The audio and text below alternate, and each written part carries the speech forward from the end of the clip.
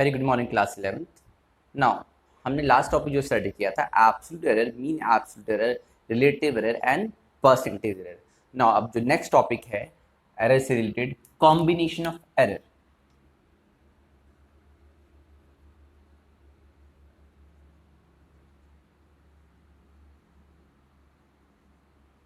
Combination of errors में जैसे हमने लास्ट में जो स्टडी किया था उसमें एक पर्टिकुलर फिजिकल क्वांटिटी की हमने एरर फाइंड किया था।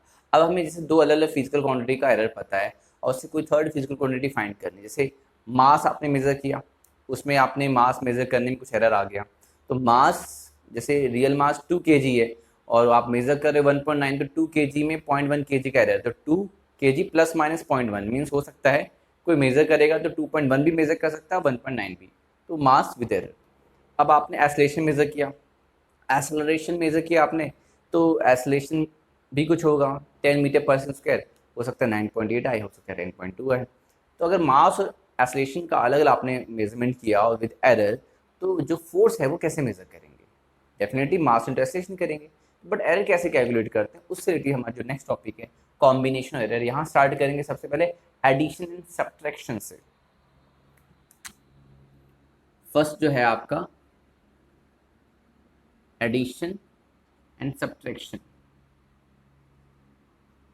of two physical quantity।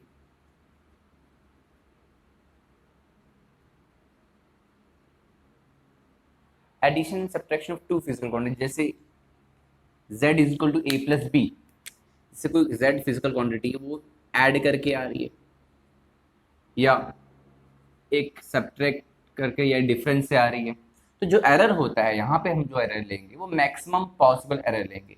तो जो मैक्सिमम एरर होता है वो क्या होता है? Delta z delta a plus delta B, या हम लोग इसको प्लस माइनस एस लगा करके रिप्रेजेंट करते हैं। यानी जब फिजिकल क्वांटिटी को लिखा जाएगा तो z plus minus delta z लिखा जाएगा और मैक्सिमम एरर में दोनों को ऐड किया जाएगा एरर को।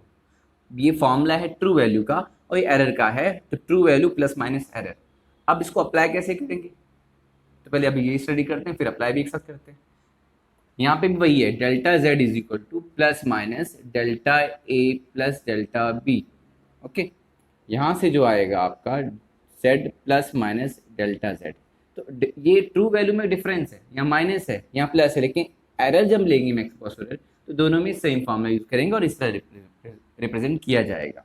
अब एग्जांपल आपको दे देते हैं, जैसे कि आपने कोई लेंथ मेजर किया, तो एक लेंथ आपने मेजर किया L1 एक वायर का, तो वह है आपका 10 प्लस माइनस 0.1 सेंटीमीटर।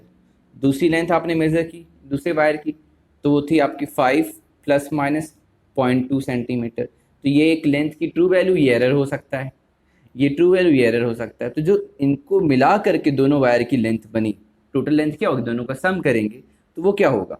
तो ट्रू वैल्यू पहले तो इस फॉर्मूले के अकॉर्डिंग ट्रू वैल्यू लेंगे 10 प्लस 5,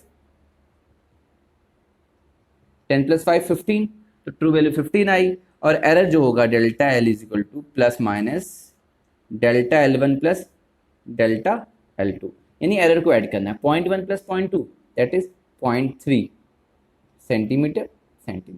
अब जो फाइनली रिप्रेजेंट लिखा जाएगा, इसको कैसे लिखा जाएगा? तो जो हमारा लेंथ होगा वो लिखा जाएगा L plus minus delta L, that is 15 plus minus 0.3 centimetre. यानी कि दोनों वायर को जो ऐड करने पे, जोड़ने पे जो आपकी लेंथ आएगी वो 15 सेंटीमीटर प्लस माइनस ये एरर होगा।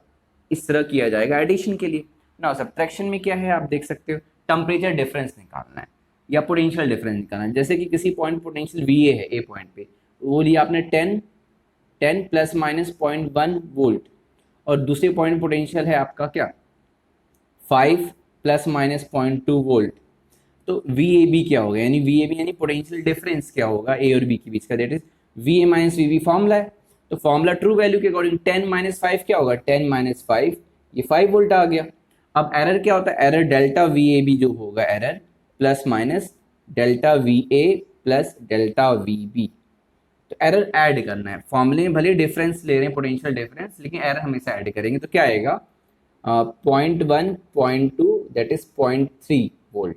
अब इसको लिखा कैसे जाएगा?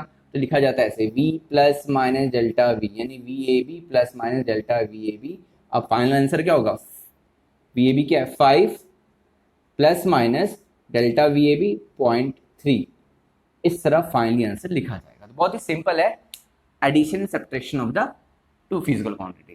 क्लियर।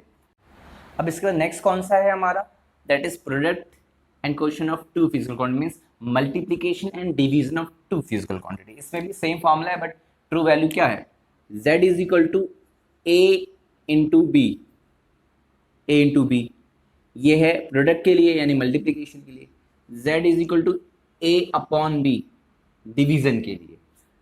तो ये फॉर्मूला ट्रू वैल्यू के लिए हो गया। नॉ एरर के लिए जो फॉर्मूला है सेम है, डेल्टा z अपॉन z, इसको प्रूव नहीं करना है आपके कोर्स में, सीधे फॉर्मूला है। तो ये ट्रू वैल्यू तो एरर के लिए रिलेटिव के टर्म में, डेल्टा z अपॉन z क्या होता है, रिलेटिव एरर होता है। Delta z upon z is equal to delta a upon a plus delta b upon b, है ना, प्लस माइनस ऐसे दिया जाता है या प्लस माइनस ऐसे दिया जाता है। ठीक है, फिलहाल आप ऐसे याद रखो आप कि जो एरर है वो इस फॉर्मूले से आएगा।